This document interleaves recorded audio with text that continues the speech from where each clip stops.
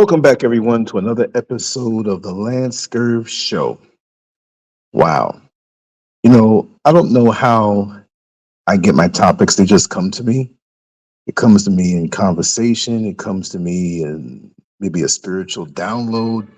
But just stuff comes to me. And my mind is open to talk about anything. And that's why I challenge anybody to say, hey, listen, I challenge you. I will talk about everything and anything under the sun, because I believe that there's a way to talk about everything and anything under the sun, because it's all how we pick and choose our words and the spirit that we use behind our words. Now, I just got off the phone. Well, actually, we were voicemailing back and forth with each other. A dear friend of mine, I always mention Angelo. And Angelo and I have been friends since 1969. When I was 6 years old. He was 4 years older than me, 10 years old, but I was a brilliant little kid. So we would tool around the neighborhood and we would go in each other's backyards, and we were into nature. Praying mantis egg cases we would find. We'd see things with, the fireflies, simple stuff in New York City. But you know what? In New York City, and especially Queens, we don't have these things anymore. Yvonne, Sister Yvonne, thank you for being here. Thank you for the wonderful comment that you left, recently on one of the videos. And I wanted to answer it, but I've been running around so hard. And I am a little fatigued right now. And right now in West Africa, it is 11:47. And I'm not going to be super long, like a 5-hour show tonight, but I'll probably put a little hour in or a little less or whatever have you. But I want to touch base, and I promise to be regular. Indigo King, how are you, my dear brother? Very powerful brother here and in touch with himself. And yeah, the banner here could be a little misleading, because I have to give kudos to the real men out here.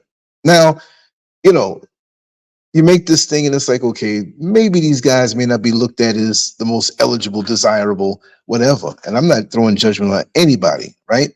But we do have good men out here. We have lots of good men out here, right? And they don't get any credit for who they are and how they carry themselves. And I will say, especially for black men, it's the majority.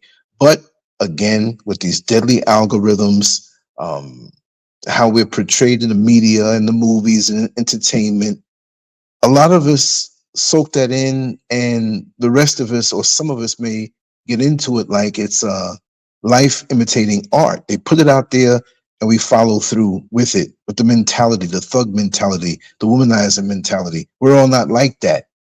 But I will say, and why I titled it this way is because I'm not living in the past, but I know the past. I wasn't born in 1900. I was born in 1963. So when I was a 10-year-old in 1973, I was a young, impressionable young black man. And I had a black father, and I had a black mother. And I will say it in the present tense, even though they've transitioned, I'm still connected to them. And I have had the baton passed on to me, and the energy continues on. That's the way I'll say it. And that being said, I do see a decline in the proportions of real black men. I want to keep the letters really big, and I put the title that way to fool others to come in so we can talk about this so they can see it. And the ones who are considered good and real, something about them has been reduced. Not to get too scientific, I'm not going to go into any studies right now, but I read a lot of stuff, and if I have to, reference it, I didn't think I was going to speak about this in this particular thing, but it just hit me that over the last, how many years? I'd say the last 60 or 70 years, from what they say, maybe 80 years, that men today have diminishing levels of testosterone. That's one aspect of it. Diminishing levels of testosterone. We are not as righteously aggressive as we used to be. And may I reference the guys who, if they see an altercation in the street between young ladies, between a man hitting a woman or doing something, or a fight going on, they're quicker to pick up their phone to record the fight instead of getting involved. And we know, and I understand, well, if you get involved, you might get shot. But if we all got involved all the time and held it down as far as a code and a standard in our neighborhood, communities. See, I slipped and said neighborhood. We shouldn't even have to say neighborhood. We should say communities. They don't say ever when they speak about Jews, oh, in the Jewish neighborhood. No, Jewish community. They don't even put their own stuff out there in a subpar way. So even if we don't have it, we have to continue to say it to negate what is put out there about us. Oh, in the black neighborhood. And you know that sometimes they'll say community, but they'll say something else to negate that the power of that word community. You know, community. Co meaning with. If you're a co-star in a movie, I'm starring in a movie with you. Unity, you know what that means. Community, a powerful word that we need to stress more. And we know that our communities are damaged, and we do have neighborhoods. They didn't get the word hood out of the end of community. They would never say, oh, you know, boys in the unity. It was boys in the hood. Wordplay to get you to believe this. So there are some of us that need to stand up. And of course, you don't want to place yourself at risk. I'm not saying you're going to be testosterone man and run out there with a cape, because we do have some out here who their mindsets are off. They're not real men. When was the last time you saw two grown men out in the street having a fist fight, and afterward, the one who got beat down say, hey man, you got me. They shake hands and move on, and they don't have any problems with each other anymore. They work that thing off. But now you can't have a fist fight. You can't step outside with somebody. And by the time it got to the point of you wanting to step outside with somebody to settle your differences, you know, maybe you had the opportunity to talk it out. And it's best to talk it out. We don't need to get violent. You understand? But maybe sometimes it's good to do it that way too. But we need to talk things out. But now, don't win the fight. And don't expect, I'm not saying don't win the fight. Defend yourself if somebody's attacking you. But if you agree out there and you do the thing and people are watching you, it's very noble of you if you get beat down and say, you know what? You got me. You're the better man right now. And leave it alone. And that man who beat you will respect you because you still carried yourself like a man out on your shield. It's how you do it. It's not actually who won the fight, it's how you do it. But these young guys these days, I'm not saying all of them, but these young guys these days, they don't know anything about that. If they lose the fight, they're going to go for their trunk. They're going to pop that trunk, or they're going to go for their thing and come back looking for you. And you minding your business, you with your girlfriend, your wife somewhere, sitting down eating, your knuckles a little bruised up. You did it, and he comes and blasts you. Not to consider that you may have children, which, when you're at that stage, you should be looking to get in the fights anyway, right? But I'm just saying symbolically, comparing today to yesteryear. The yesteryears that I yearn for, not because I'm living in the past, but because it was better then. It was. But our minds have been worked on so much. We've been twisted, sauteed and simmered, reduced. And yes, it's by design. Manhood in the Black community is unacceptable. They've been working on this for the longest time. I don't want to be redundant, you know, but the whole thing with the welfare system, the feminist movement, this LGBTQ stuff that they pushing, man, come on. It ain't that much gay dudes in the community.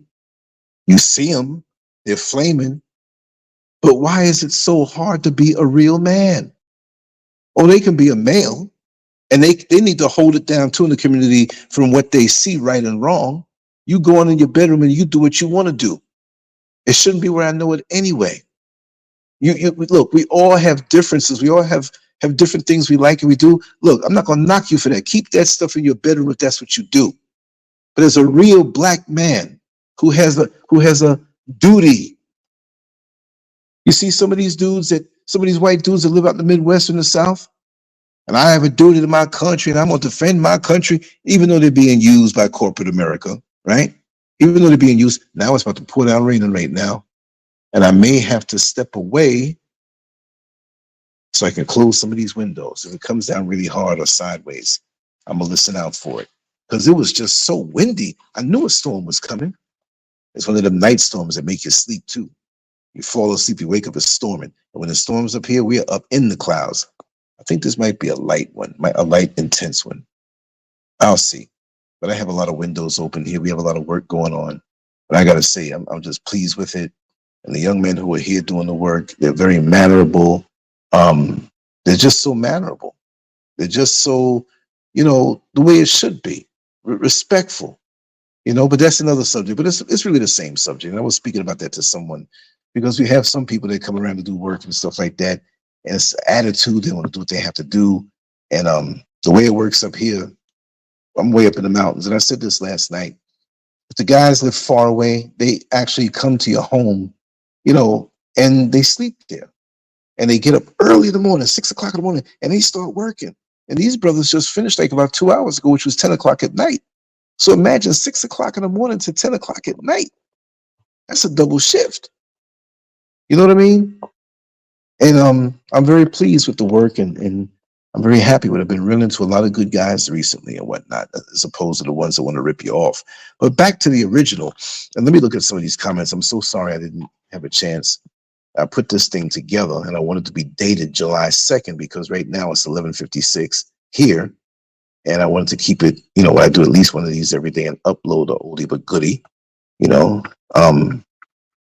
Oh yes, I see your comments and whatnot. There you go.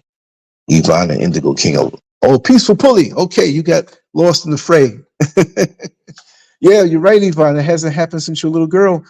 It slowly but surely, our communities had the rug pulled from under our feet.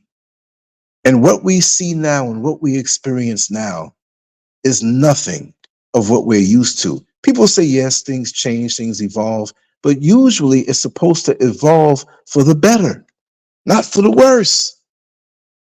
And how did this happen? It's engineered on so many fronts. On so many fronts, and we're so distracted with the entertainment and the sexual stuff and all of that stuff.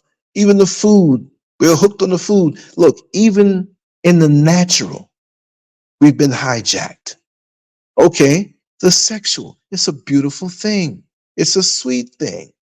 You can be a little lusty and love your person and get into whatever it is that y'all do, consenting adults. But now what was in private, when you lock your door and enjoy yourself, it's all in the public. And I know about all of those worlds. I've explored the worlds and know the deal. But you know what? If I can go back and do it all over again, I would erase all the memories of all the extracurricular kinky things that I've done. Because it does nothing for you and it wastes time. And that's me talking. And I've been out there. See, the rain stopped. So that was just a passing little cloud, like a little drone cloud. That's what I call them.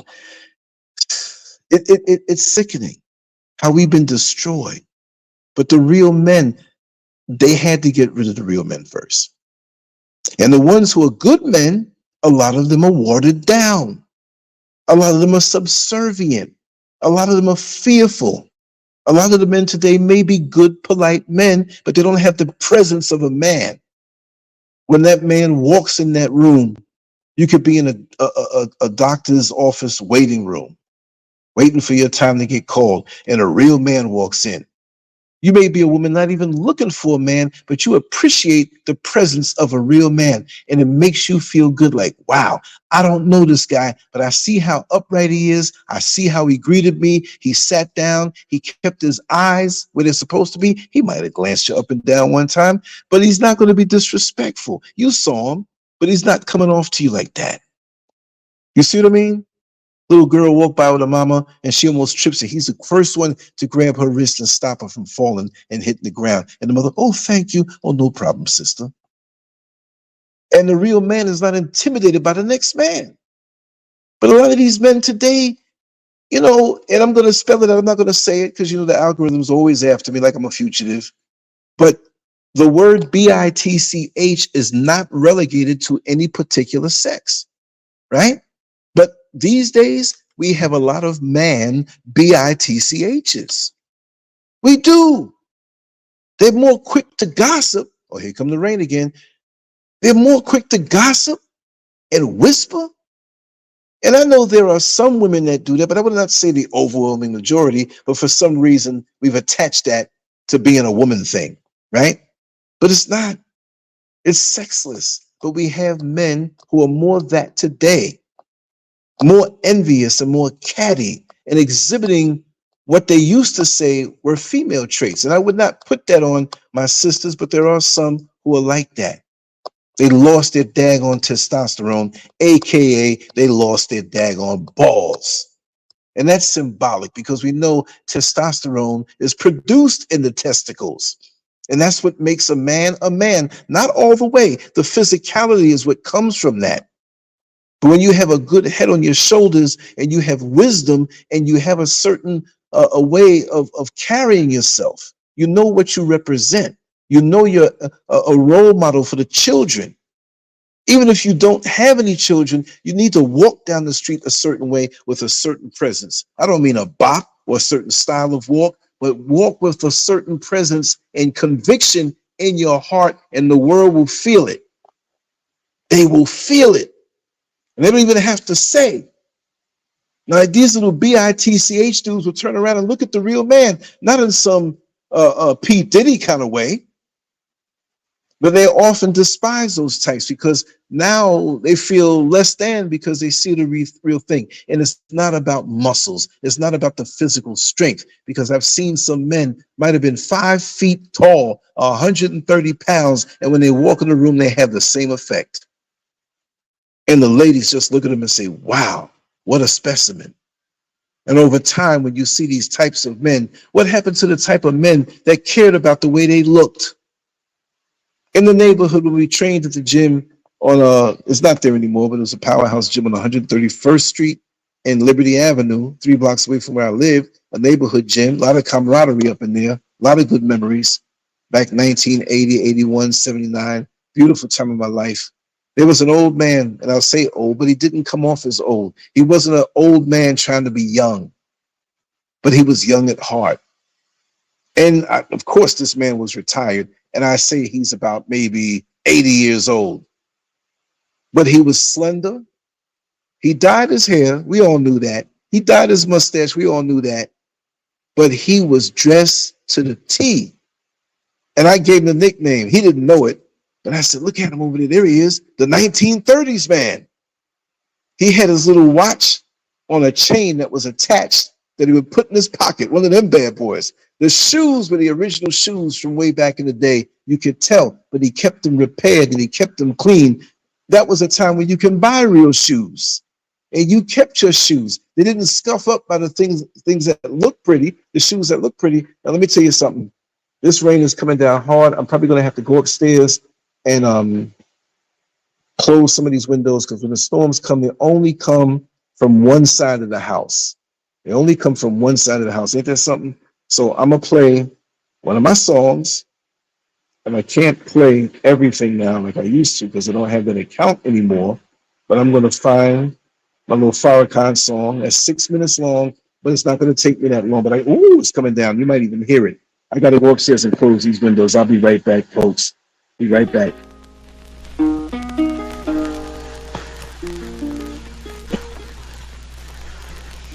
Why are we called Negro? Why are we deaf, dumb, and blind? Why is everybody making progress, yet we seem to be lagging so far behind? Why are we mistreated?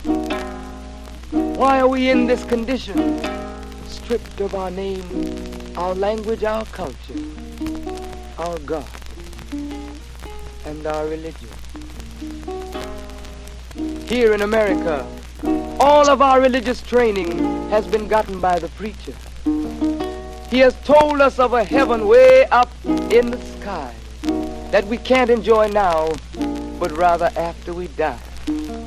But all of the years that we're living, for us there's nothing but hell, pain, torture, and misgiving. Yet the Bible speaks of a heaven filled with material luxury, which the white man and the preacher has right here, so we see. So, my friend, take it for what it's worth. Your heaven and your hell is right here on this earth. So let's check back into history, which rewards all research and tells us plainly that before the white man gained entry to the East, he was living in the caves of Europe, a ravenous beast, eating juniper roots and eating flesh raw, till God sent Moses to civilize him and teach him the law. Then following Marco Polo, an explorer, he gained entry into Asia and Africa.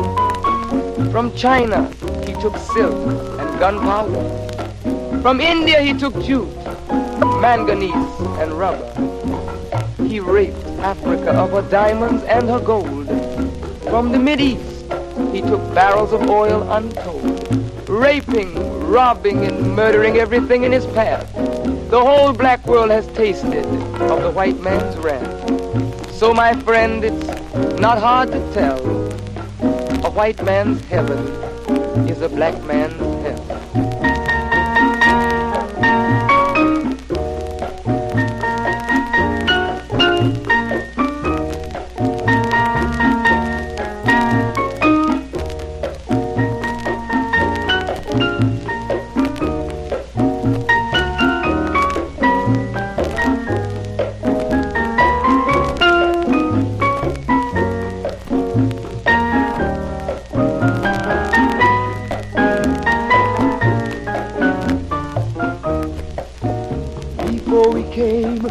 America, we were living in the East. By the Nile River, we were living in luxury, enjoying freedom, justice, and equality. We wore silken robes and slippers of gold. We were the wealthiest and the wisest people, I'm told. Now we are the poorest of the poor.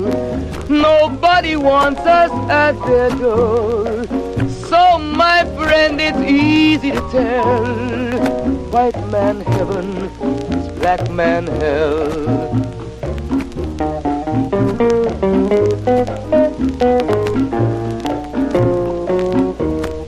When the white man came to America, he told the Indian, I am your white brother. He said, red man, I'll treat you the best.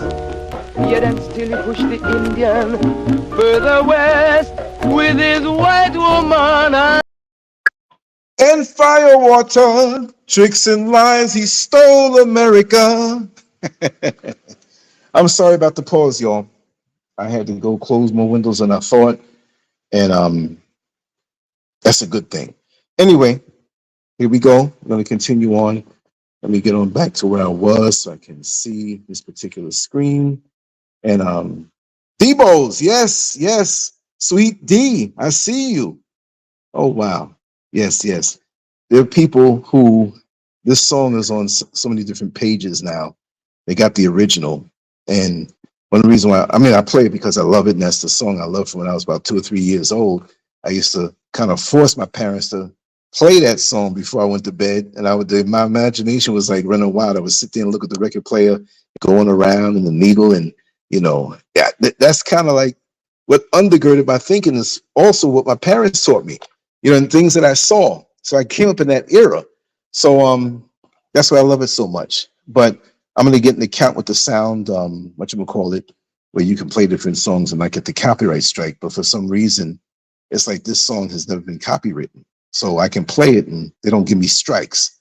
So, they would love to because of the content and the words and everything. But that's why also, too, I'll only play that. So I'm going to see if I can open up a different account and play some of the other good songs. War on the Real, Baby, Look Outside.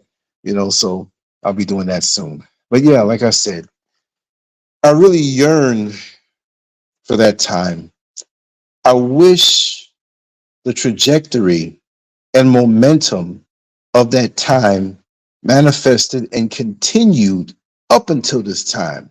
But at some point, it wasn't one faction or one person that dropped the ball, but many of us dropped the ball collectively.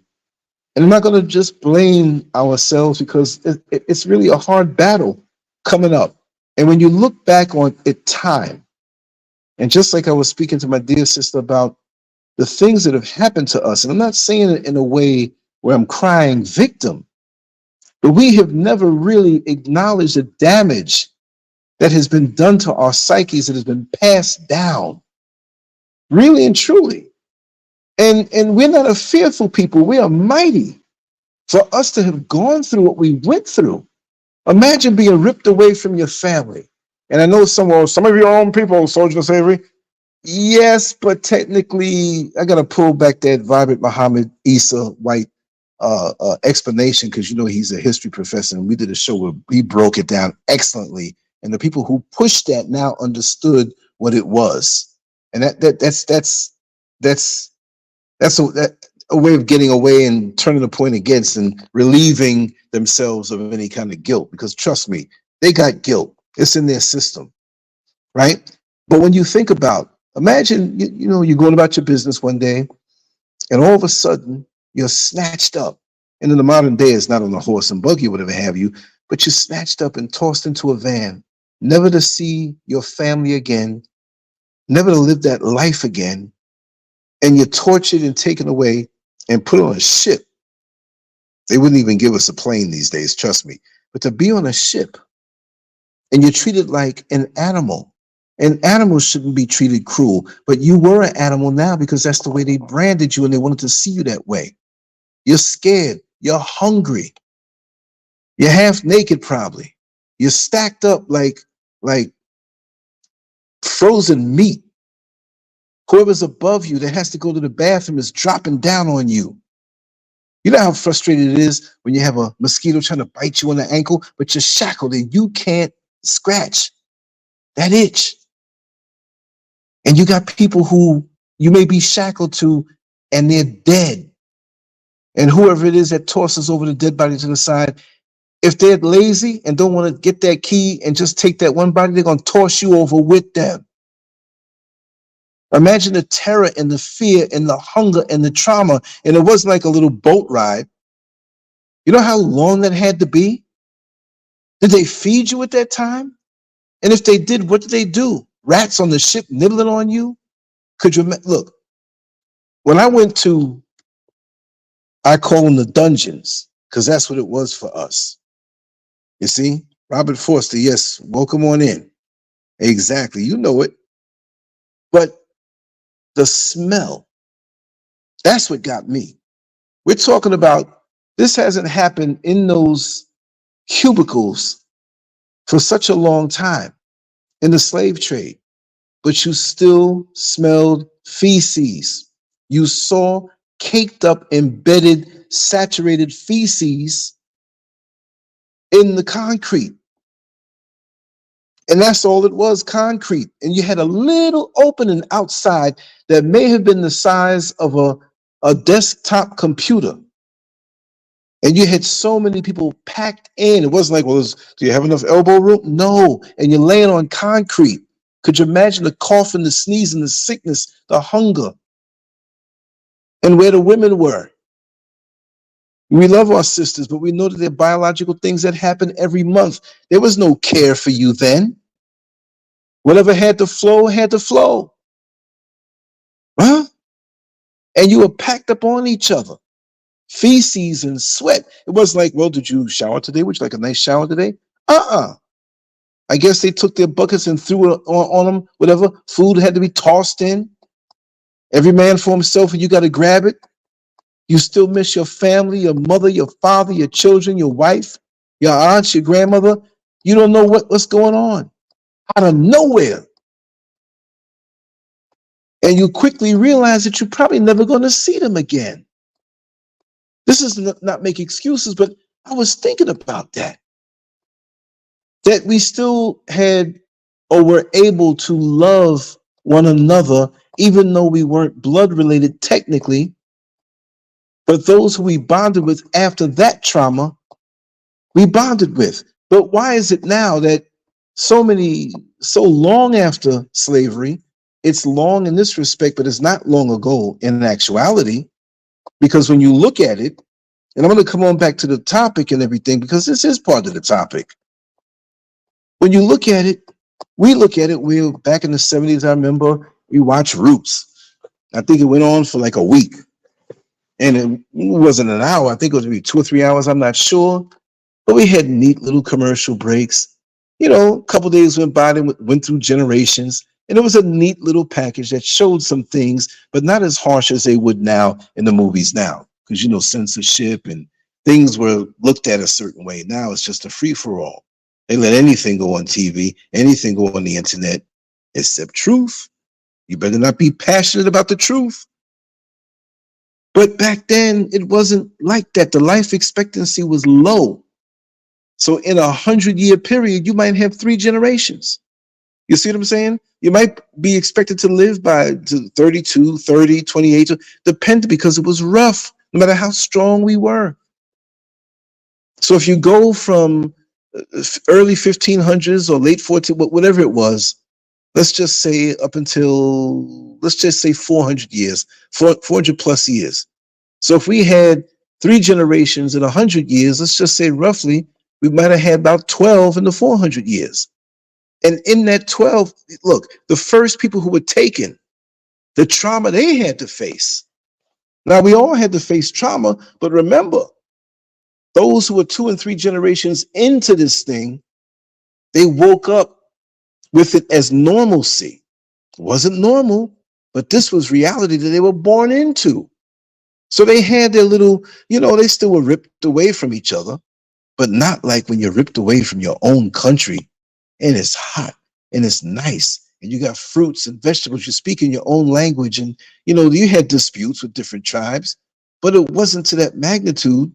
Look at that. Now we have disputes fighting over colors, Crips and Bloods, and we have other differences in academe with, who went to what school and what political affiliation do you have, and if you're from the North or from the South, or if you're light or you're dark, and we're the most separated people. And we yearn for the social connection. We yearn for the love, and it's not there. But here we are, where we know that we're not free completely all the way. We know that, but guess what? We're so messed up, so separated, so the trauma that's passed down. You can't tell me that it's not a spiritual element to this thing. See, spiritual doesn't always mean, well, this is going to be nice and rosy and a positive. No, spiritual is that being that you are, a spiritual being. And your spirit can be traumatized and it can be passed down. I believe that. The pain and suffering we've been through, mentally and physically and spiritually, it's not, well, you're not getting whipped now. Nobody's beating you down now. We already beat down. And it's not an excuse, but it's the truth. But yet and still we're expected to function a certain way. And because we were ripped away from each other and couldn't really value a long-term relationship all the way without the fear of it happening, a lot of us don't even get into the hopes of bonding anymore. We want to, we need to. That's a requirement for us as human beings, HUE-MAN. We're vibrating at the highest level.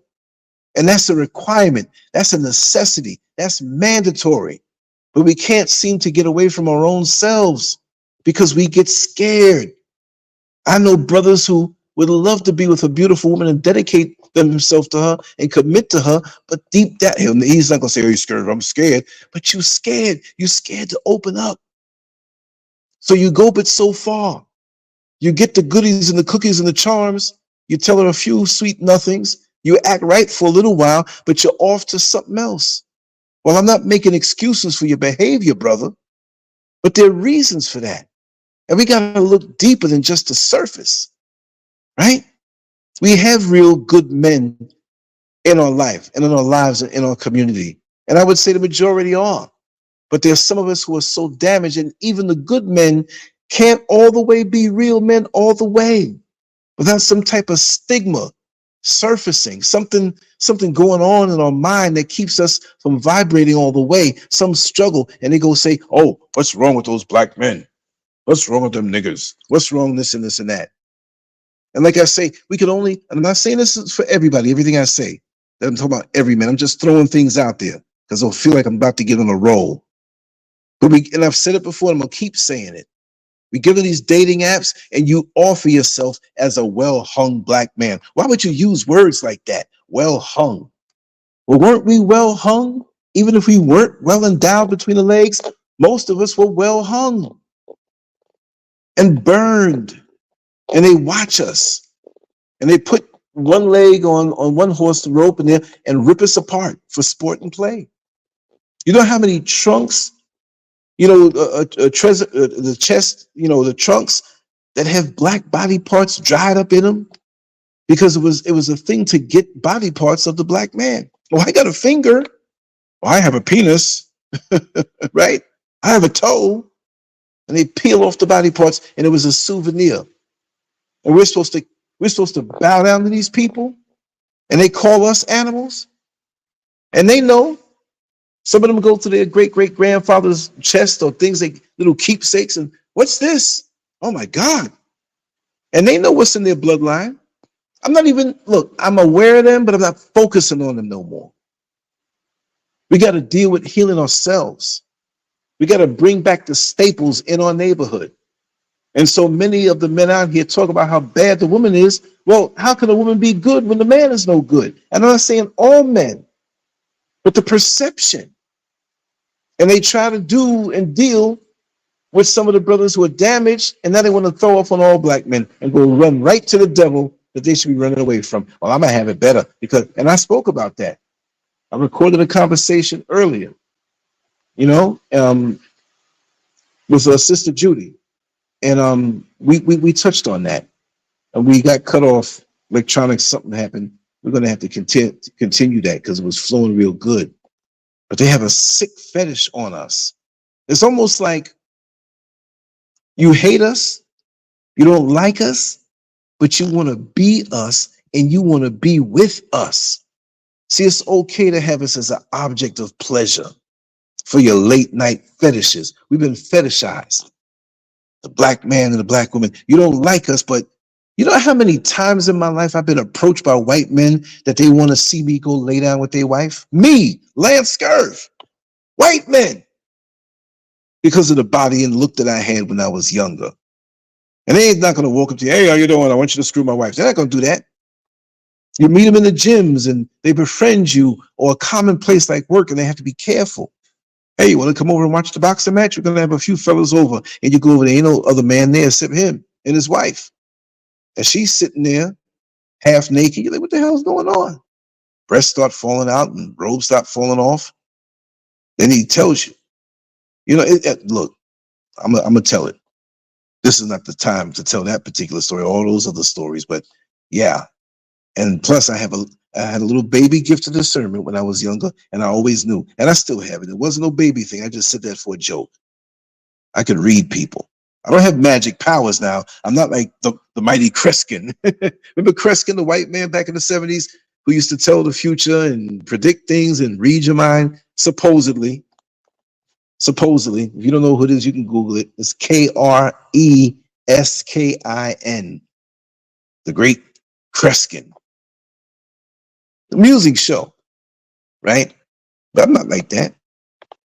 But I can read. I can read a person. And I'm fooled sometimes too. But after all of that, and you mean to tell me that you're going to acknowledge or say that we're not in need of repair? Both men and women? And we're not under attack now? But we're distracted. You go and you put something in boiling water, you're boiling something, and the fire's too high and the water starts to boil over, and it's obvious. You could be in the next room and you hear water hitting the fire. Oh, it's too hot. Let me turn it down. So you turn the fire down, but it doesn't mean the fire's off. And sometimes you can still burn something when the water boils out slowly. But right now, it's obvious. We have times when cops kill us and things happen and stupid things happen. But really, to me, honestly, it's at a not slow burn, but greatly reduced, where the distractions keep us from really seeing it. And we run from it. When things happen, we don't unify and come together. Yeah, we'll go to a rally. Back in the day, Jesse Jackson and Al Sharpton would get up there and make their rhymes. And I quickly realized that Jesse Jackson and Al Sharpton were the designated pressure relievers of the black community because we didn't vote for them to get into being a black leader. The media kept saying that. Well, black leader, black leader, black leader. What are you leading? You're leading us away. You're a black distractor. We're ready to make a revolution, and you get up in front of people, and they ordain you the enemy. You can talk bad about us. You can say, because they're going to unify with you and agree with you. And after that, yeah, Al Sharpton sure told them. Al Sharpton sure socked it to him. And later on, he getting his little paycheck, or getting his little perks and his little favors. Jesse Jackson the same way. What have they really done except speak rhymes and riddle and sound good? And it's crazy. What have you done? Let me hit my outlet here for a second. Make sure this other computer is on the charge. I'm idiot when I'm done. I know what to do. I know what to do. I know what to do. I'll hook up this battery. In case you don't know, I have my own twisted quirks. And one of my quirks is that my batteries, even my laptop, if it's at 50% or whatever, it has to be filled up. All my batteries have got to be full before I go to sleep. Even in the daytime, it's 98%. Let me charge up to 100. I got this thing about being stranded with a dead battery. Always. So I carried a huge, well, it's not huge. It's like about 7 inches, 2 inches wide, but it can power so much. I keep that with me anywhere I go. I don't want to not be with power where I can't record something. That's the worst. You know what I mean? But yeah, we don't realize how we are. We have the rallies and we get in front of the on the internet. And like I said, the internet is good in one respect, but it's almost like mental masturbation. We get up and talk these revolutions and say these things. We don't do a damn thing about it. And people can say, well, Lance, you've been talking for years. You ain't do nothing. Hey, listen, I'll tell you, I don't really, pat my own shoulder. But there's a lot that I've done over the years within reason. And maybe it's going to take for me to transition. People say, well, you know what he did here? He did this, he did that. I'm not out here to be seen that way. Remember, I'm an artist. I came online drawing pictures. And once I started getting a lot of interviews, and they like the interviews because they know I'm hyped up most of the time, they're like, oh, get your own show, do your own thing. It took me 2 years to do that. I had set up little things, nobody's gonna be interested. And we started talking. And so now the artwork got sat down, and now I'm doing all this talking. But I'm not doing it for attention. You don't do this stuff for, look, I should be crushed after losing a channel that had almost 6,000 videos on it in so many years. And I still have the audio of most of those and salvage most of those. It's okay. I just have to rebuild it. But like I was telling Mr. Scurv earlier, I'm into the joy of the process. So I'm like an ant where you knock down the anthill and they just start building it back up again. You're not going to break my spirit because I'm into the joy of the process. See, my mission is to bring back those days and that feel. It's not necessarily to go up there and be the most seen and speak and be up on the podium or whatever have you. And you all know, when somebody of note comes that really has something to say, I shut up on my own show. Most people will be like, yo, Lance, you still there? Yeah, I'm right here. I'm pushing buttons and I'm making sure everything is going along. But I'm not here. When nobody else is here, trust me, I'll let you get the floor. And when anybody wants to get the floor and come on in, trust me, I have no problem with it. It adds to the depth. And that being said, I'll just drop the link just in case anybody wants to come in and say something. Debo's. But that's what it is. We need to be healed. The damage doesn't look like it's there, but it's there. And we just want the right to heal and live our lives. Okay, look at the brothers who are up here. Now that's an artificial intelligence illustration. So the faces are messed up. People got 7 fingers and all that mess. But I requested it this way. And I wanted it to be this way. And a lot of these brothers, even though it messed up some of the faces and whatever have you, you can see it across America, that they're beat down on the inside. Any one of these brothers, they're not going to rape nobody. You can see that. but they're hurting inside because they want to be men. And this place doesn't allow us to fully vibrate as a man unless it's in subservience to their system. And still, it comes with conditions.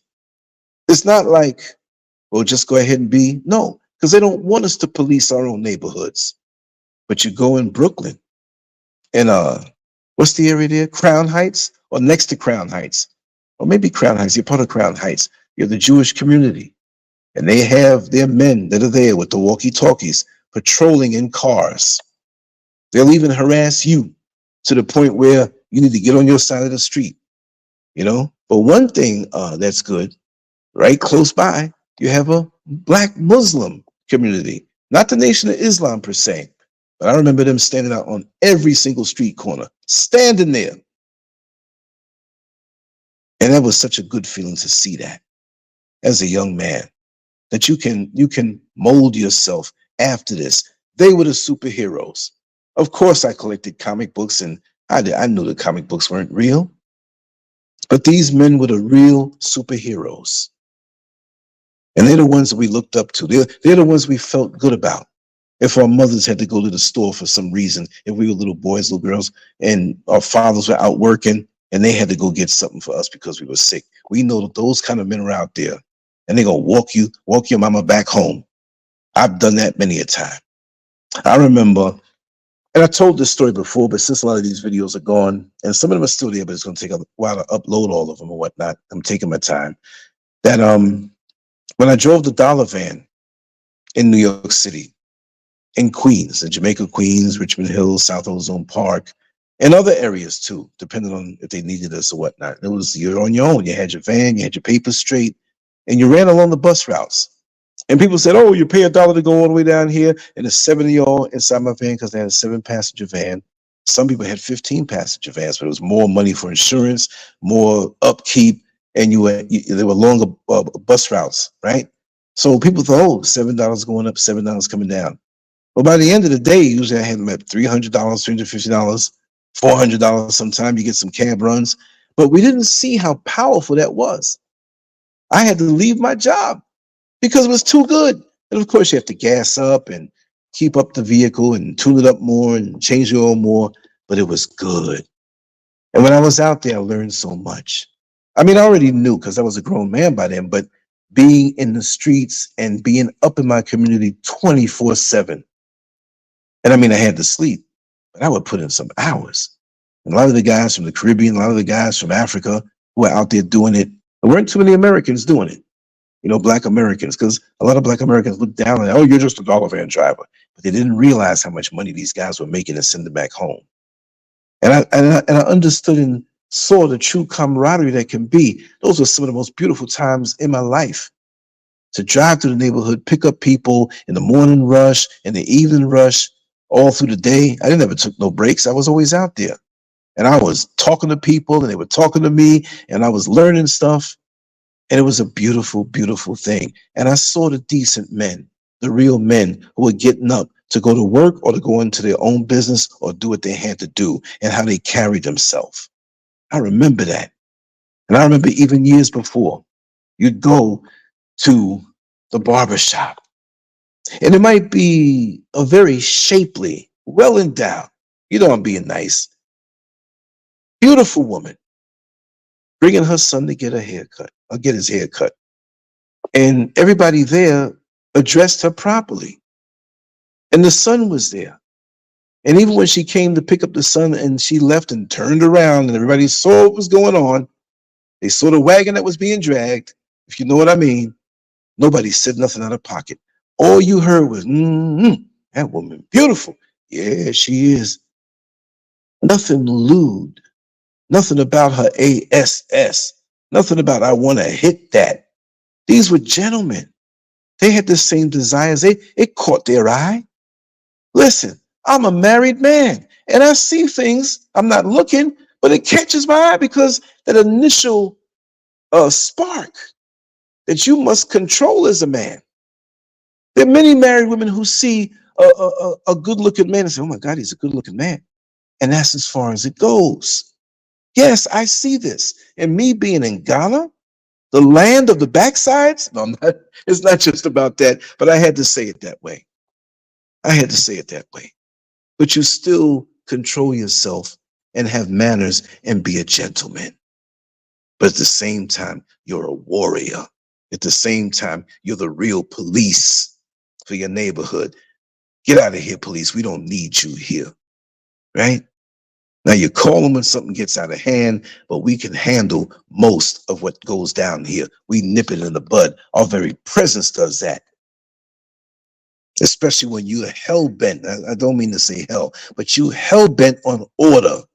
You're hell bent on everything being done in wisdom.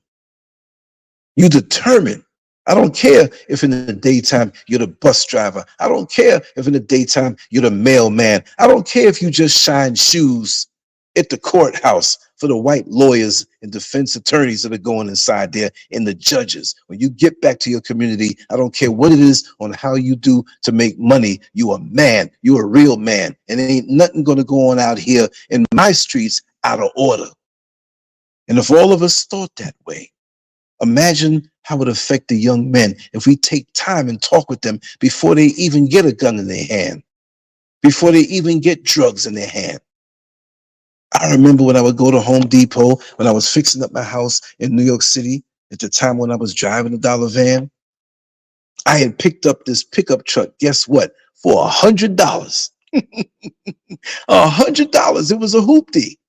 But it was a Ford pickup truck. The body was rusted, but the engine was strong. And my buddy told me, oh, there's an old guy up in the Bronx, man. He said, just give him $100 and he'll give it to you. I said, what? Now, it wasn't like I was going to try to style around with that thing, but I had work to do. I had to take lots of concrete to the dump, lots of wallboard, lots of stuff. I used to grease the palms of the garbage men, but they can only take so much with the supervisors rolling around. And when I went up there to get that truck from this old guy, I stayed up there about 6 hours talking to him because I understood wisdom when I heard it. And when you hear wisdom, you sit down if you have the time and absorb it. And there's so much of that going to waste in our community. We shun those who have accrued a chronological age that's way up there. Hey, I'm getting up there. 9 more years, I'm 70 years old. But I'm gonna keep on going until the wheels roll off. And in actuality, the joy of the process of talking this way and doing what I do, it keeps me young. And I look old. I look at some of my old videos, like, man, I age a little bit. But so what? That's just a vehicle. That's not my spirit. You understand? And that's how we have to do. And that's how we can bring ourselves closer to each other by doing the right thing. But the dollar van story I wanted to tell. I picked up a load of people, Rockaway Boulevard, Lincoln Street. So I was going up full.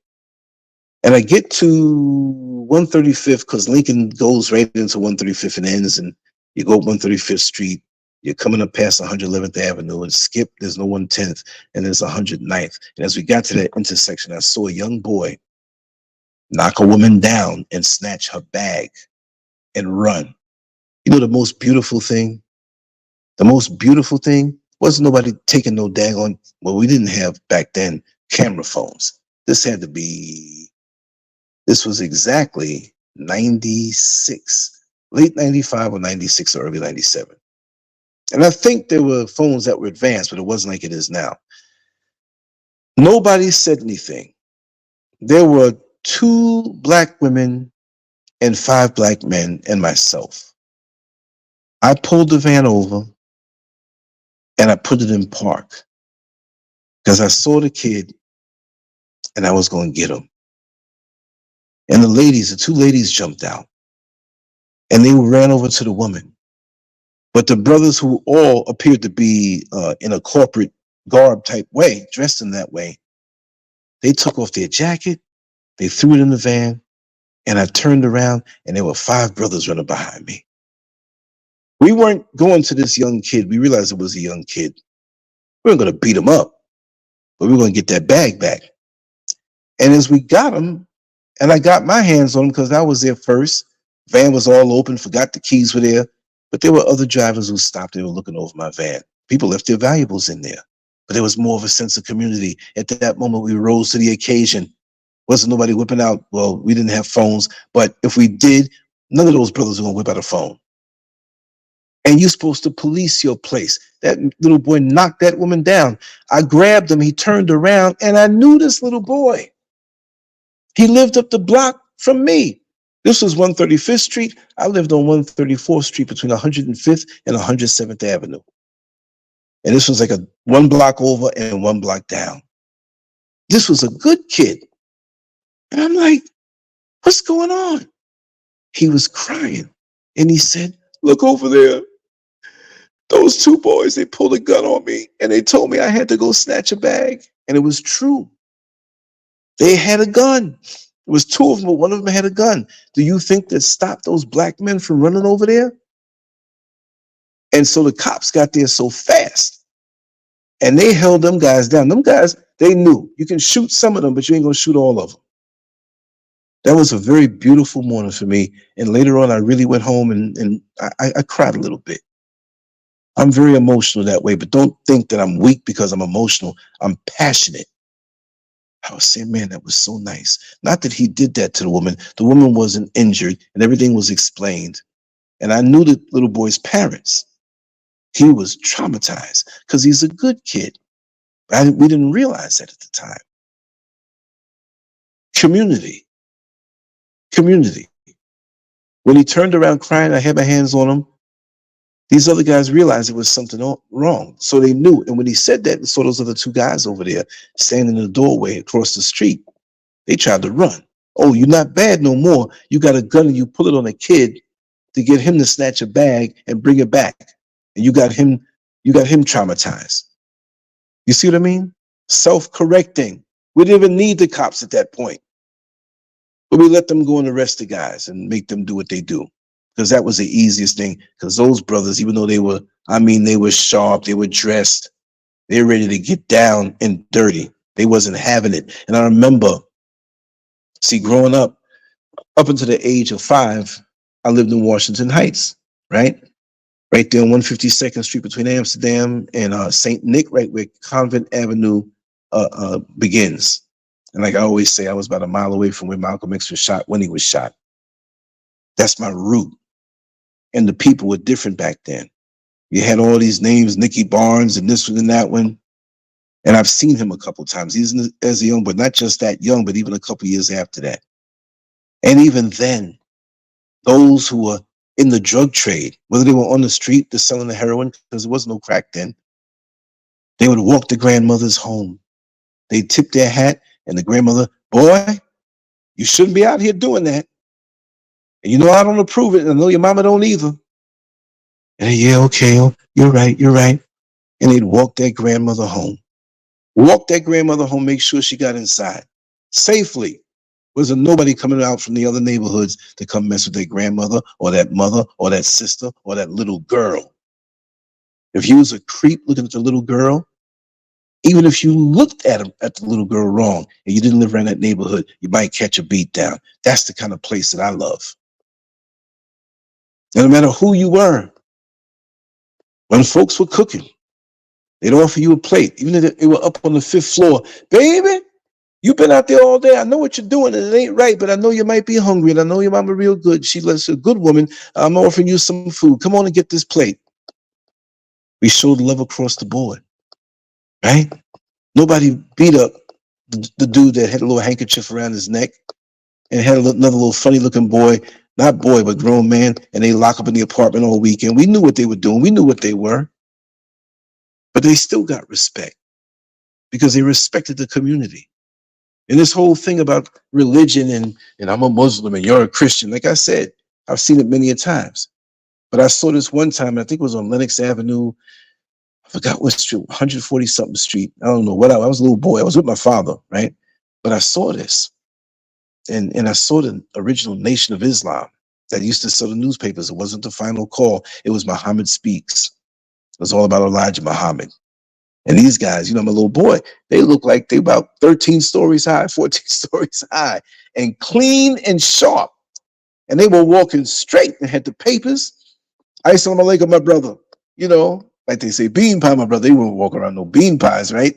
But there was an older woman who was getting up out of not a limousine, but like what was it? Maybe a Lincoln Town car or something like that. And she had a cane, and those guys stopped and walked over to her, a Christian old woman.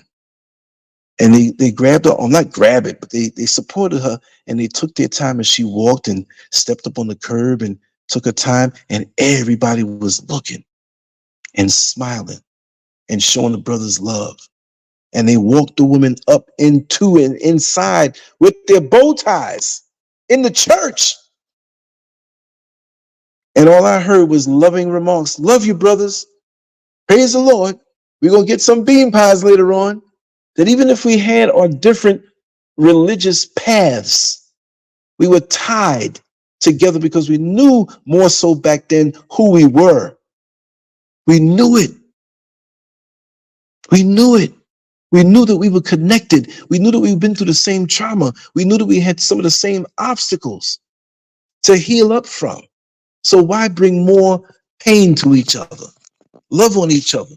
Because what you may say is your religion now, you may grow out of it like a cocoon and turn into the butterfly. That's all religion is going to be anyway. What about the core person? Where are you in your development? You know, how far are you on your path? Maybe I can help you. Do I have to criticize you? Or you ain't nothing but a low-down nigga. Why should I say that? When somebody else will say the same about me, even if my development is further along than you, they look at us all the same. Stop worrying about them as long as they don't put their hand on you or your family or your loved ones and any other people in your community. I'm not going to say we cool then, but you ain't going to get it. You ain't going to get the smoke. And I know old men, I'll say it like that, because to many, I'm an old man now, who they wasn't going for it. They wasn't going for it. And some of these younger guys who are foolish, they look twice. Because see, I probably could take this old man, but there's something about him that I know I can't. I got to listen to this man and just back up. I've seen men like this pull up in their cars and stop other grown men from fighting or young guys from fighting just from the intensity of their words. We ain't going for this around here. You hear me? Don't make me come out that car. And these young guys are big buck, strong football players, look like they can knock that man down. But because of his spirit, like I said earlier on, that intangible, don't matter about the size to make you a real man. We have good men, lots of them, but a lot of them are missing that chip. They're missing that intangible. They're missing that thing, that presence, that when they get around you, you have no choice but to straighten up. You check yourself. They ain't even have to say nothing. It's just like that mother in the supermarket who straightens out her child with just a mere look and her hands on the hip. And he knows, I better not make no scene now. I can be mad all I want because I didn't get them cookies, but I'm not gonna do that right now. And there were more men, real men. Not this milquetoast, watered down thing. And I'm not saying you have to be a cowboy running around risking your life. Because you can have all the good in your heart, but deal with somebody who is not there yet. See, the ones who responded to the real men, they had a semblance of wisdom or being receptive. But now some of these brothers out here are not connected at all, and they will snuff you. So be careful. Use good judgment. I'm not saying you have to run out here and get a badge of honor by getting killed. No, you want to be alive. We want to keep you around. Especially when you're a real man, you're valuable. You affect generations. You affect more people than you know. My father did, but my mother really did. Now, she wasn't a real man. She was a real woman.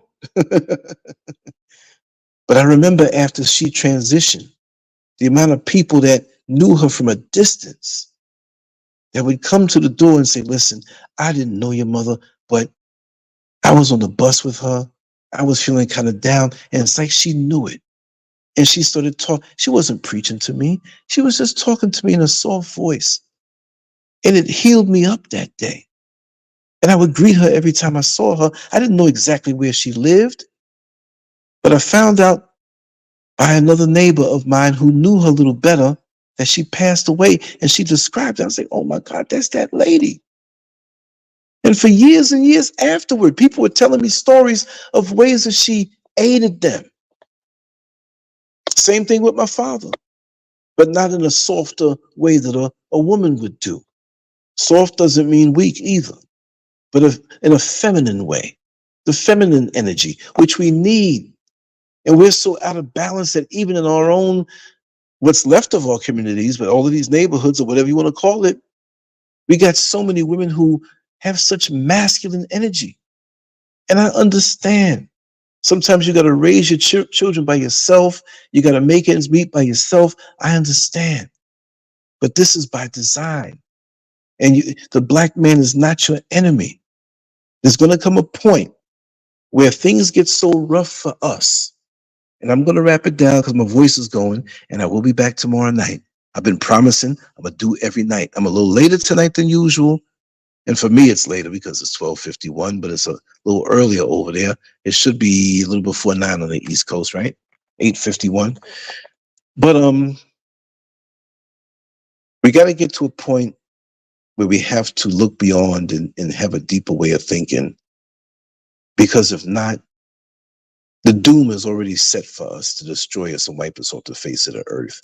Not going to happen, but a lot of us will perish if we don't drop these preconceived notions and things that are engineered into our brain about each other. It's already been happening.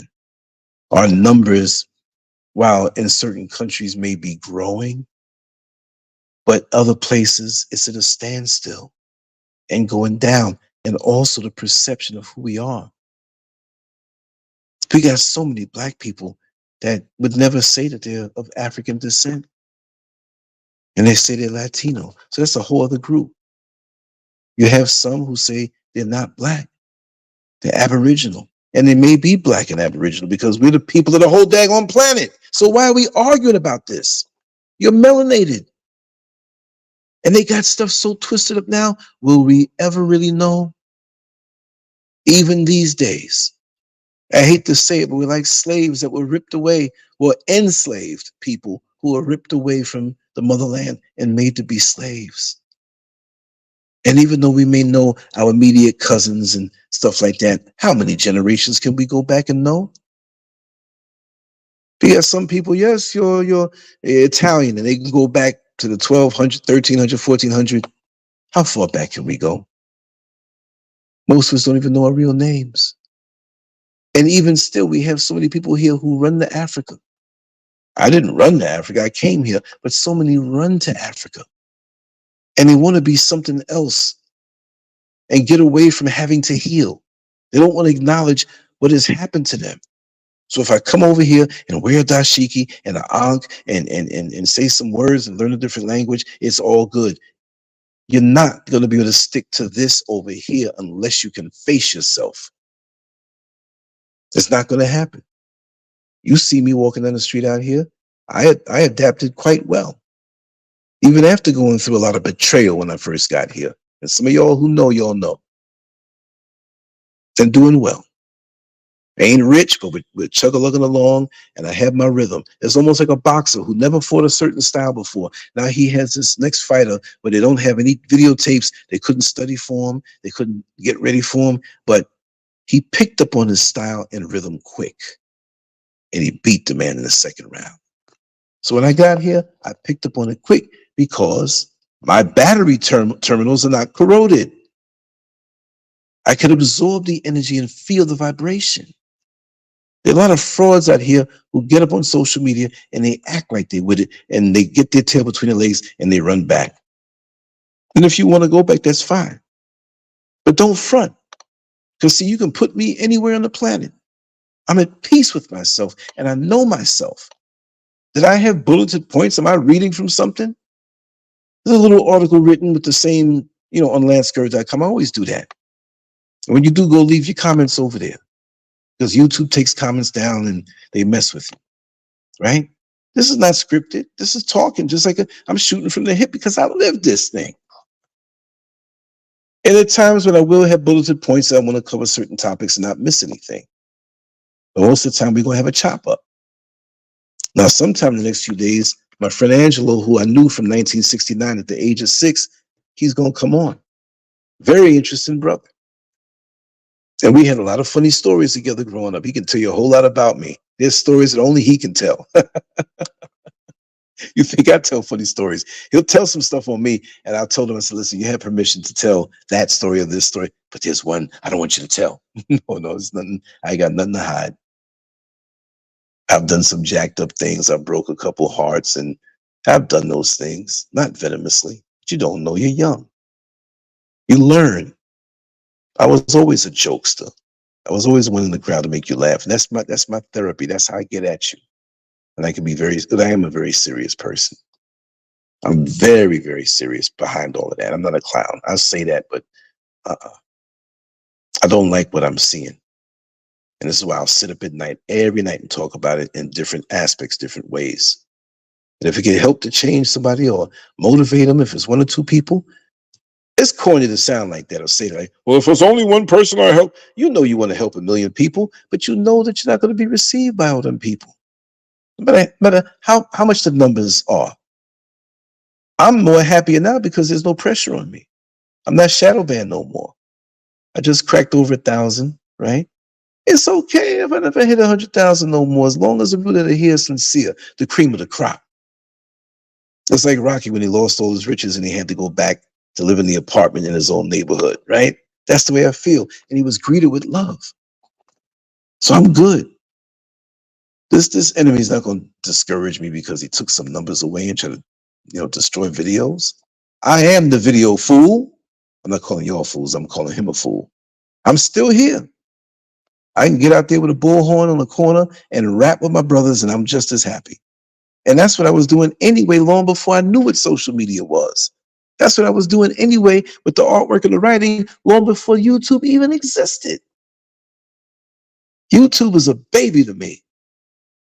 Can't dictate to me who I am or tell me what I can't say from my real experiences. The problem is most of us believe the algorithm of what's presented to us. Go on Instagram, all you see is women shaking their behinds. Because you know you can't get me with the sale of drugs. You know you can't get me with no homo business. So what have I always been into? Women. But I'm going to act a certain way. I'm going to keep myself a certain way. I'm not going to be disrespectful. And you know what? Even back in them days, I was never disrespectful. Even when I knew the goodies that were coming to me, I still acted a little shy sometimes. I still acted with some manners and didn't want to just, okay, I got what I wanted. Let me get on up out of here. No, I was always a romantic kid. I want to make something out of this, even if it's for one night. Let's enjoy ourselves. Let me let you know you are beautiful, and I do respect you. Our feelings and our passions and our hormones are getting to us, but after that, I'm not going to not speak to you. I'm not going to look down on you. I'm not going to call nobody and tell what you did to me, what I did to you. You don't see no drama in my chat room. There's a lot of people I know outside of social media.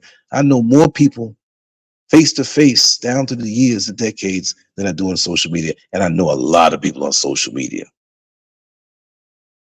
But you can look at my numbers now and say, what you talking about? I don't see that many. Well, the real ones know. Y'all know. The majority of who is here, y'all know. I got nothing to prove. Because that's not the base. That is not my mission statement. I just want to have lots of numbers. No, I want the human contact. I want the real people here, like the ones in the chat room. Maybe a few here that are not saying anything because there's more people that they say as far as the numbers concerned. 23 right now. There's not 23 people in the chat room, but it's okay. But let me hone myself. Let me heal myself. There's healing I have to go through. I think I've done a lot of it. I was never traumatized as a child. I was protected. I did have an older cousin, a female, that did little things with me, and it made me hypersexual, if anything else. But it didn't make me look at women like they hoes and bitchs and all that stuff. There's always respect. Even if I did have the wandering eye and I couldn't keep my eyes off of them, you still, and look, let me just throw something else in there before I go. For some of the brothers, there's something I said years ago that I've heard other men and women say, that in the dating world, in the world where you're available, you might be looking for somebody for whatever reason, one night or a lifetime. It appears that so many men will tell a woman falsely that he loves her to get sex. Oh, baby, you know I'm going to stay with you. You know I'm committed to you. I can see it being me and you one day. And one day we walk down the aisle. You're a good woman. And she's just thinking, oh, he's going to love me. Oh, and so guess what? Heaven's gates opens up and he gets what he wants and he's gone. But on the other side, we have a lot of sisters, and maybe not the mature sisters who are here or the ones who have sense. I'm not saying the other ones are dumb, but they will sexy up a little bit, but deep down they want love. See, some are hurting and want love. And they'll settle for the attention of a man who has other things on his mind, hoping that he'll see the value in her and stay with her. So the men will profess love to get sex. And many of the women who are out there in the world will hint at the possibility through their dress or through their actions that you can get this, but really I want love. And many women come out of that. I understand that it doesn't mean that's every woman, but there are a lot of women who, and I know this from experience, a lot of women that I've gone to visit, they invited me over. And I purposely didn't go for what they were kind of sort of offering, and gave them a good old time just talking to them, holding them, sitting up all night with the candles. And I don't drink or anything, but maybe sometimes I sipped a little wine, ate some food. And they were like, wow. And you know what it's like? So beautiful that even when you start getting drowsy, you might kiss her a little bit and you go lay in the bed and nothing happens. And you prove to her that you're really into her. Y'all might have gotten to something a little more comfortable. You know what I mean? Your body may react when you feel the warmth of that body next to you, but you use your mind and you say, I'm going to show her that I'm really into her. And my body wants to, but I'm going to hold back because I want her to see. Now, there are other times now, the majority of the times, I wasn't like that. I'm going to admit, but even when I wasn't like that, with the restraint, I made you know I would talk to you. I'm a talker, not a liar, and I would never lie. I never promised you something that I couldn't deliver. I tell you the truth, but the time you spent, there's going to be maximum respect, and you're going to this brain cells that you have where you'll never forget me. And I'm not bragging about myself. I'm just telling you what I learned from older men and how I carried myself.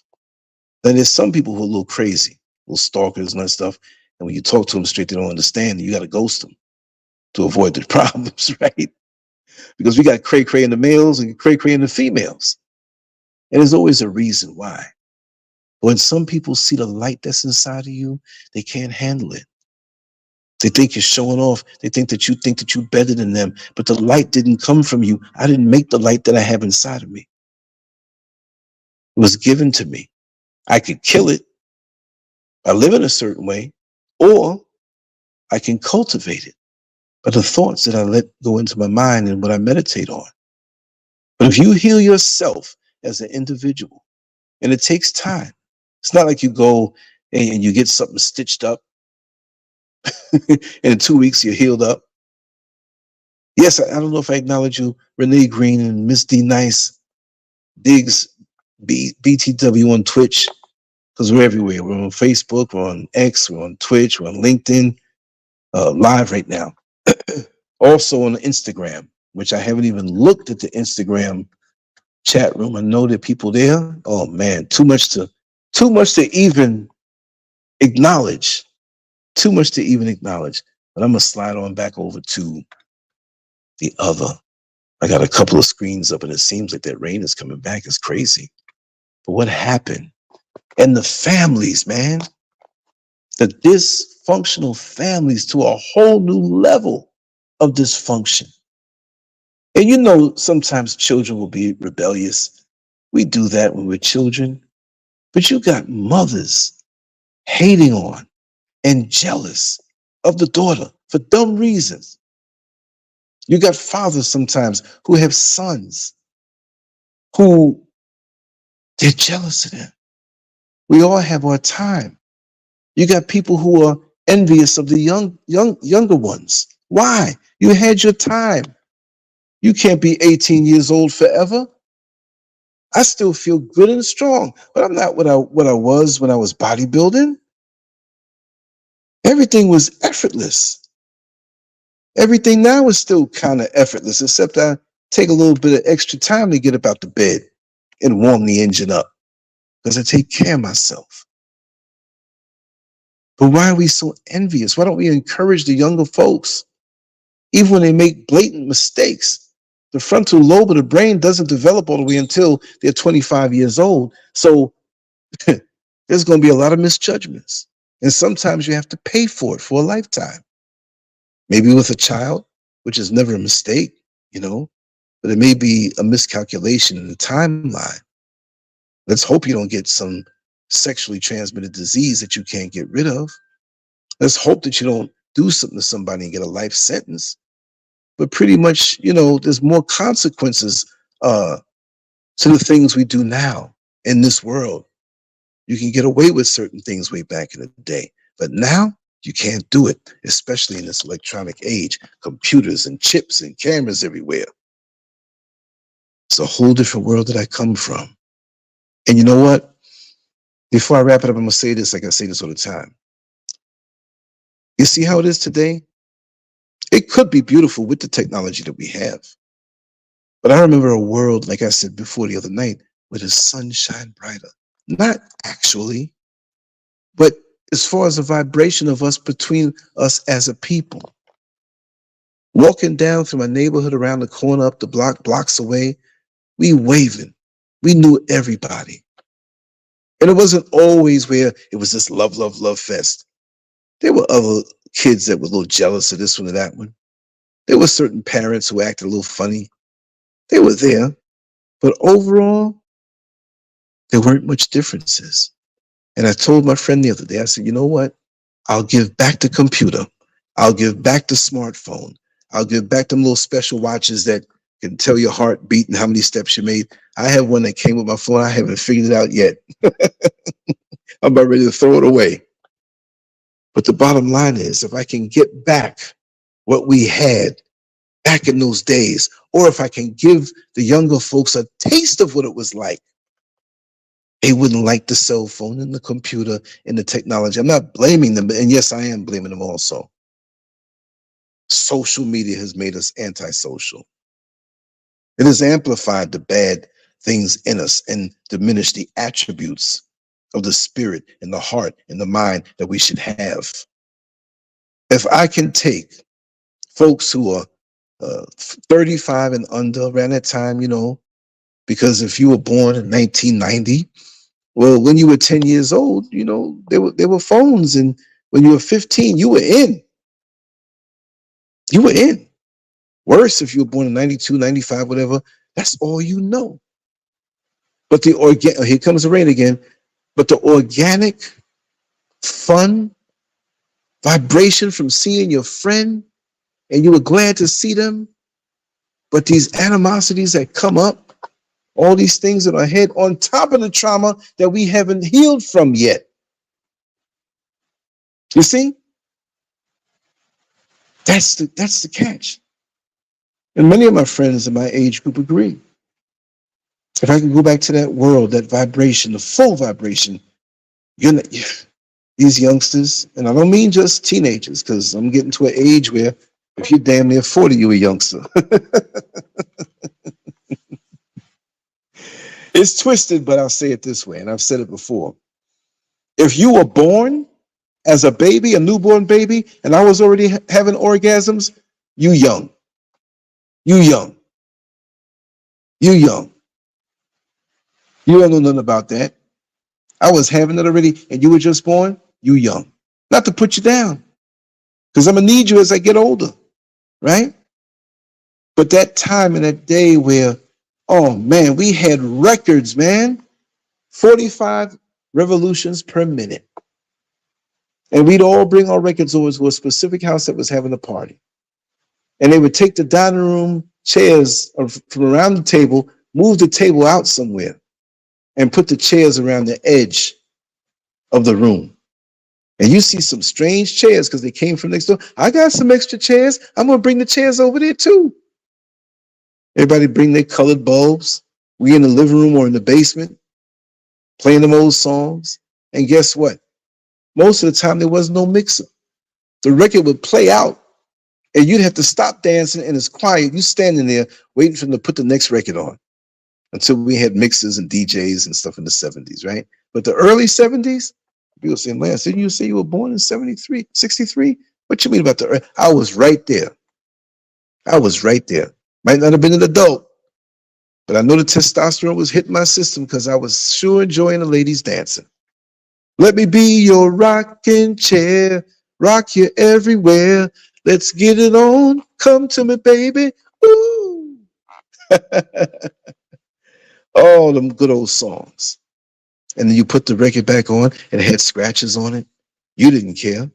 If you had 3 different people that brought the same record over, you're like, wait a second, how are we going to tell which record is mine? You knew your scratches. Well, play it. Let's see what it sounds like. That ain't mine. My scratches don't sound like that on the song. You know, that was wax. And if you went ahead and ate potato chips and had oil on your finger and you handled the grooves of those records, the record was damaged. But even the scratches sounded good. The food that was served. People stayed around and helped to clean up. They didn't just leave your house torn up. There wasn't no fighting. If a guy was trying to speak to a young lady and the young lady had a man that didn't show up yet, he didn't go, what you trying to talk to my woman? He knew that she's attractive and he knew that that man did not know. So it wasn't no fight or no killing, no insecurity. The brother would back up. Hey, brother, you know, I didn't know, man. You got a beautiful woman. From this point on, it ain't like that. And then you carried on. What a beautiful time. That you could walk the street. Sometime it was dark down some of the streets. It might be 2:30 in the morning. You coming from somewhere and you think you're alone. Hey, Lance, how you doing? Oh, people sitting on these steps. Don't worry, baby, I got your back. Come over here and tell me something. Let me ask you something. You stay out there for an hour talking. Beautiful times. You didn't even have to know all the people at the party 3 blocks over, but they knew you knew their son or their daughter, and you were a good kid. Come on, man, get a plate of this food. Made you feel at home. Man, now the air is dry with no oxygen. The atmosphere is dry with not much love. But we need the love, but we got to heal. Where's it going to come from? Is it going to come from your enemy who's trying to destroy you? Put things in your head about your woman that she's nothing but a plaything? She's much more than that. Put something in the woman's head that all they need to do is get money out of you? Build together. We're in the trenches together. Some have done well. Kudos to you. But still encourage. Still leave a kind word. I got mine. You got to get yours. Inspire the people. Plant the seeds. I'm not saying plant no sperm. I'm talking about plant the seeds in people's heart. You as a brother can plant the seed in a man's heart, not in a man's backside, which seems to be what's pushed now and accepted. If I show up to a job, going in a job interview, and I have the same exact credentials and resume as this guy who has a high voice and you know what it is, and rainbow suspenders, they're going to give the job to him because he's no threat. He's subservient. Especially when you're in corporate America. You better not have no bass in your voice as a black man. If you got bass, take it away. If you got height, you better slump over. You better sit down and sit low. You can't be strong and vibrate high. And that's not the world I come from. Wasn't this LGBTQ foolishness. What you gonna do, strike me now because I said that? It's being pushed. Like I said, keep your stuff in the bedroom private. But this stuff all out in the open being pushed, would you feed your kid poison cookies? It's gonna do something to his body? Well, why are you gonna let them absorb something that's gonna do something to their mind? And the enemy's saying this is all right.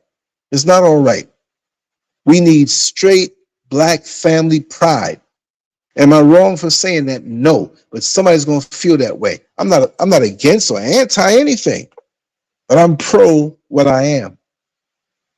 And we need to take pride in that. Stop accepting all this foolishness. But you go to the store to put food in your cupboards and in your refrigerator, and it's all junk food, y'all will be sitting up there sick and constipated and feeling weak. No nourishment. Bring home the nourishment. Speak the good words. Guide them. They might be a little rebellious, but guide them right. They'll come back and thank you. Daddy, you told me the right thing. I didn't like it. I wanted to go out there and do what I do, but you told me the right thing. Real men become real fathers. Real fathers help to rear up children, not just their own with the same DNA, but the whole place that they influence in that community. You see what I mean? That's what it's all about. I know I'm a little tired. My voice is getting weak. I'm going to save my voice for tomorrow. Depending, I may try to swing 2 live shows tomorrow. I'm not sure. I'm not going to promise, but I'll definitely do one at night. And we're going to pretty much, whatever the title is, I always yap about the same things from a different angle. But I'm passionate about these things. And there's other things I'm going to talk about from a different angle. It's like a boxer. You can't just go hit the guy in the head, hit him in the stomach, hit him in the elbow, hit him in the shoulder. You got to work on that one spot or 2 spots and come with strategy. So just like they're coming at us strategically, and we don't even realize the cross threads are on us and the laser beam is on us to be pulling the trigger. We don't even realize it. We're becoming more hedonistic, pleasure seeking to avoid the pain. Because as you know, pleasure and pain are the 2 highest motivational feelings or things we aspire for. And that's why when the black community, we go for so much pleasure. It may be poisonous pleasure. It may be an escape or a pipe dream. Look how many church ladies leave the church and go to the number spot to play the number. And you say you believe in Jesus. No, you don't believe in no Jesus. You believe in that money. You then gave some money to the pimp pastor, and now you're going to try to get it back. So you got the gambling house with the numbers. Huh? Play this combination. No, I'm going to play this single. I don't have that much today. You got the whorehouse. You got the liquor house. You got the church house. There's more narcotics in the church house than anywhere else. I'm not saying it's actual drugs. There have been some drug transactions in churches. Believe that. But that narcotic of this hope, which you should have hope, but not this hope without action. I can't draw a plan for a house like I designed this house the way I liked it. Mrs. Scurv had input. It was my hand that did it because I know a little bit about architecture and put the plan down and say, okay, let's keep living at the plans and let's hope it just builds itself. No, you had to get the money together. You had to put the foundation down. You had to get the right people to come build it. And as it goes along, things will adapt and change, but just no hope. Keep hope alive. But your motivation is dead. What kind of foolishness is that? Keep hope alive. No, keep me alive. Keep our communities alive. Keep the connection alive. It's hard enough. As traumatized as we are on so many different levels and low expectations for us. That'll kill you too. Little white kids, and they come home and, Brian, yes, you're great. You're going to be a lawyer one day. You have such a great mind. And, oh yes, we're going to reward you with that kid could be an idiot. But he believes he's the greatest. And he goes on to surpass what it really wasn't in his heart to do because of how he was reinforced. What kind of reinforcement do we get? We watch this TV and all the young girls think all they got to do is wear some little mini skirt, which is like a shirt, half their butt cheeks hanging out, and they think the value is in their butt. Imagine that. And the white man is fascinated with the black woman anyway. He mad that you getting with her. And he don't want you to have that. He don't even want you to have your own woman. And our young girls, they realize what the game is. And these men give me the attention this way, so, hey, make them pay. I want money. Even if they don't outright prostitute. Oh, I want money. You ain't going to give me love. You ain't looking to commit to me. And a lot of these brothers who don't understand what's going on, but let me tell you something. I keep saying I'm getting ready to go. When you're a real man, I don't care if it's the hardest, roughest woman who's angry toward black men. And I'm going to say this, and I'm going to be controversial about it. I don't care if you're a bull, diesel, dyke. I'm saying that for a fact. I'm not saying it to be derogatory to any of my sisters who may go that way. I don't care. When a real man, and I'm not talking about these guys, hey girl, you might be a dyke, but I'm saying no, right? I got something for you. I'll straighten you out with this thing right here. No. When you show real love and real compassion, and you're respectable, and you treat this woman right. Let's use the woman who may be that way. I'm not saying it's gonna work on all of them, because some are like they gone with it. But the majority.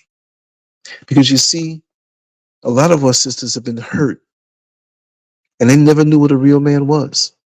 It doesn't mean that they don't have the need and desire for that, but they've totally given up. And now they look to that for those same things and a woman pretending to be a man. And you can strap on all stuff all you want. It's not about that down there anyway. But it is a little bit about that too. Because when you're a real man to this woman over time, you'll melt her. Let me tell you something. Let's do an experiment. Let's take a hardcore lesbian, not an angry one, but just, I don't deal with men. And take a good, real man who ain't just going to try to jump her bones and think he can cure things with what he has between his legs. And you put him up somewhere in the mountains in a nice big mansion. I'm not going to say cabin. You take care of all the amenities. You have all the food. You have a cook or somebody there that's not always around. People to take care. You don't even got to clean up after yourself. But they're out of sight. And you're there together. And you're there, you're going to spend time together. I put you all together. And I'm not putting you all together for sex. But this is a good man, a right man, a just man. And he's treating you like the lady that you don't think you are. After a while, that woman, she's like, oh man, he's not a bad guy. Look how an upright man. Because you see, a lot of times, some of us try to be the very thing that we need. We try to be the very thing that we need. Ladies who may go that way, and I'm not saying every single case. That'd be a whole other 6-hour show. I could break that down, and I will break that down too through experience. But that's the thing. After a while, she might moisten at the thought of this guy's presence. It ain't gonna happen after 2 days. Let's put you up there for 3 months, and you treat that woman right. She gonna miss you.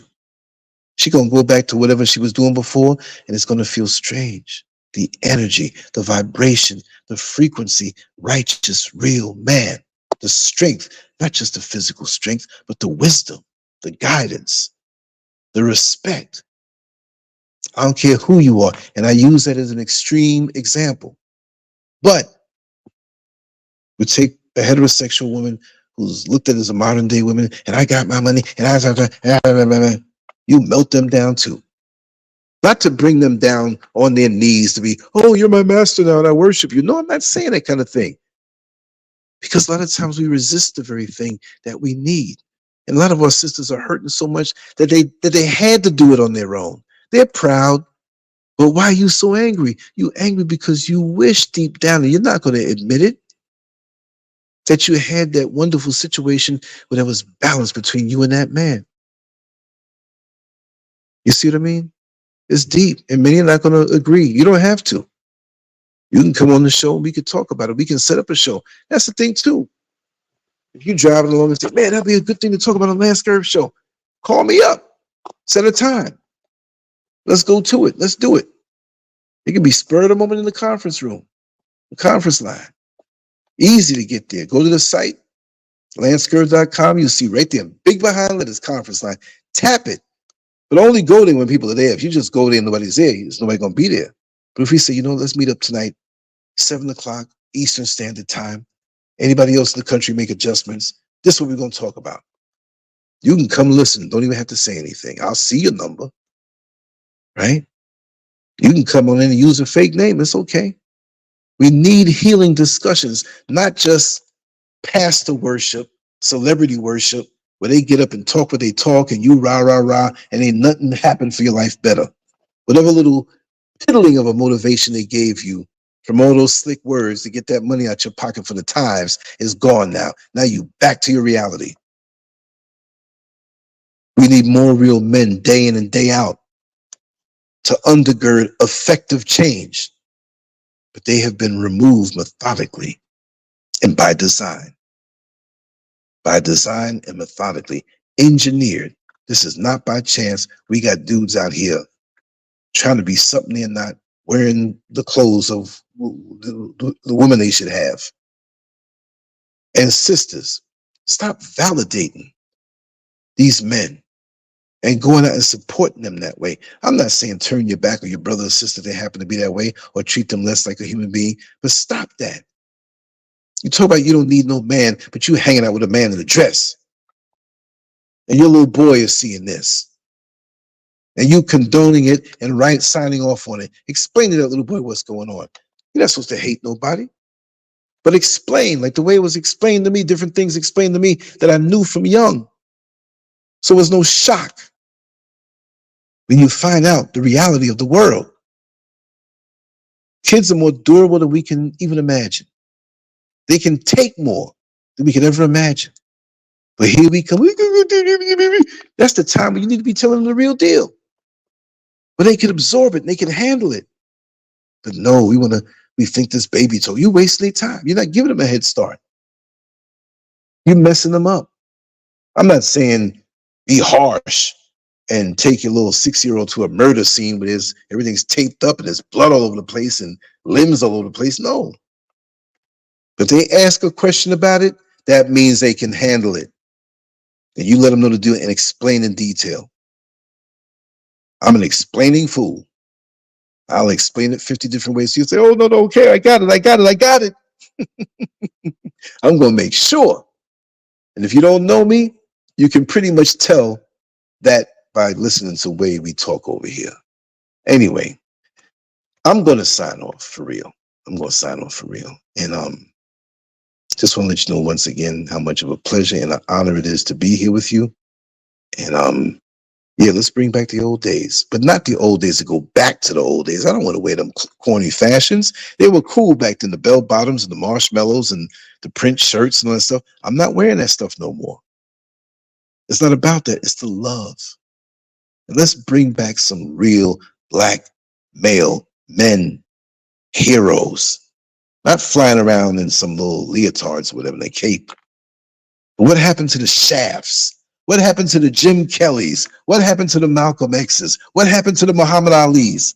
Muhammad Ali, I can't believe how everybody wants to wear a dress these days. We had real men who like women, real men who stood up for something, not this foolishness that we got all these things in the food, and I'd be scared to eat this food if I was around. I don't know, but this is a different world, and I'm not mad that I'm out of here. I'm telling you, where are the real men? We have some left. But pound for pound, it's far and few between. And it's not to shun the ladies while we said, where have all the real men gone? Because that's something you all need to talk about. And you have sons coming up. Even if you are a single mother, you got to teach that son right. You got to bring around the right masculine energy. I'm not saying this to every woman, and I'm not saying that every woman did this, but stop dealing with these men because he's cute. He got a six-pack. He hung down to his knee. Get a man with vision. Get a man who's driven to do something, who already has a trajectory of reaching out for something. If he tells you he plans on being an architect and you go and you see all the architect books on the shelf, you best believe he's been studying. And he may not have the flashiest car. He may have something 6 years old, 8 years old, but it works and takes him to work. But his credit is excellent and he's saving money. And he might not be one who turns heads. He may not be the finest. And of course, you want somebody who's going to take care of himself. But the bottom line is, work with a brother. Because later on, that one that you were running after, that one who looked so good, who might have been giving you that fast money, well, guess what? He ain't that much now. Because there's a whole lot of players out here trying to find a woman to be his nurse, to take him in, to take care of him after he done raised hell all his life, womanized all his life. Now he wants to come around to you. He might have a good 2 or 3 years left. He'll be alive maybe for 20, 30 years, but left to kind of still throw that little swag. Don't be fooled by it. You get somebody, you build with them. Even if you meet at an older age, get with somebody who's been building, who wants to commit to you, who's a real man. The problem is you turn on your TV set, you go on TikTok, Instagram, Facebook, YouTube. We don't have too many examples of real men in the algorithm pushed on us. It should be pushed on us. I know the ratchet fights can be entertaining. I know when the two girls are fighting, just like in elementary school, the guys are crossing their fingers. I hope they fight until a titty pops out. Ooh, you see a titty fell out. We grown men and we still thinking this way. Come on, man. A titty? Come on, man. You don't know what that's all about? You shouldn't be focused on that anyway. If you do the right thing, you'll have enough titties to choose from. But you got to choose two. Or whatever she has. It might have been an operation or something, whatever. And it shouldn't be about that. It's your principle that makes that woman a woman, and it's a principle that makes that man the man.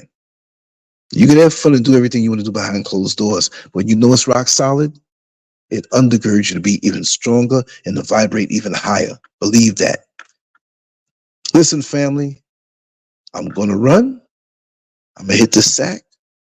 I'm going to drink a little liquid. And I shouldn't be snacking on nothing at 1:32 in the morning, but a little bite won't hurt. And I'm going to sleep deep and get up, repeat the process. There are a lot of positive things to do tomorrow. I'm looking forward to that. And I'm looking forward to talking to you all once again. And we're going to go buck wild with this from now on. Trust me. I love it and I missed it.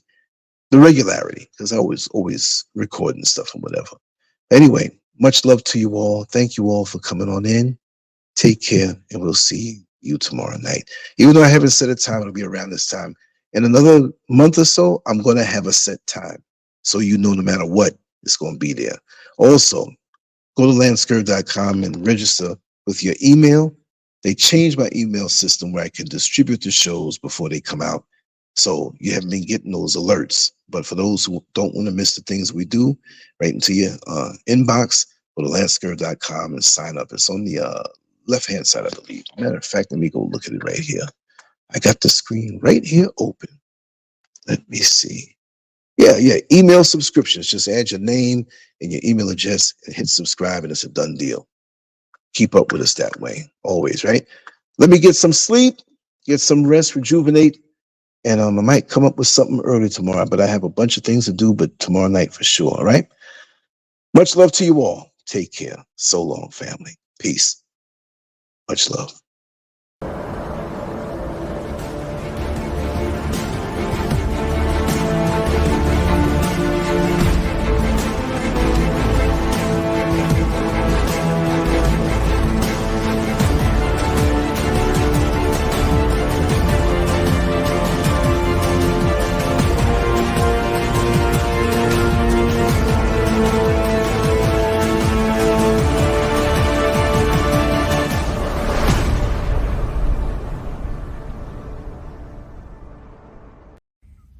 Make sure to go to Lancescurv.com, an online magazine established in 2001, containing written articles, thousands of talk shows and discussions, cutting-edge cartoons, as well as erotic expressions and tasteful adult photography. It's definitely not for the faint of heart. Once you get a taste of the world of Lancescurv, trust me, you'll be back for more. Lancescurv.com. Bold, raw, and uncut.